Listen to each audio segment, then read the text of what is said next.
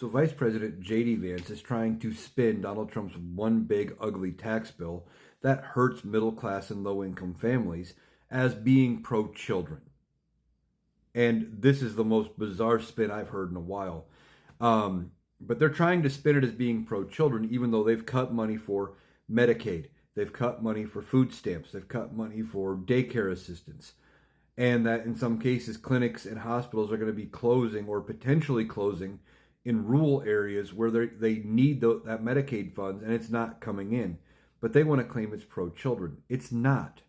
The only part of it that they're trying to spin as being pro children or that they're saying is a benefit, there are very minor tax breaks and tax credits for low income and middle income families.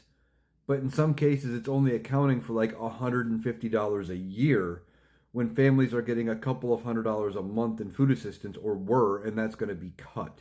Not to mention the extra cuts to Medicaid and all of the other programs that are not going to get funded because of this one ugly tax bill that Donald Trump and Republicans had to pass.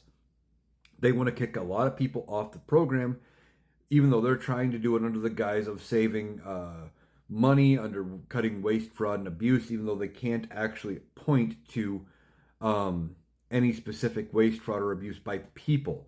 There is some waste that they have found, and they are going after practitioners and companies and things like that, where certain clinics or hospitals were mischarging Medicaid, but that's not the same thing.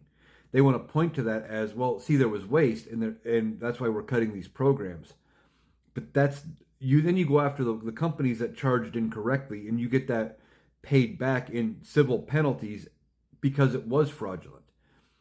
That is not what they're trying to do. They are trying to cut all these programs, and now because they know it is bad, and how do I know Republicans know that this is going to be bad for them?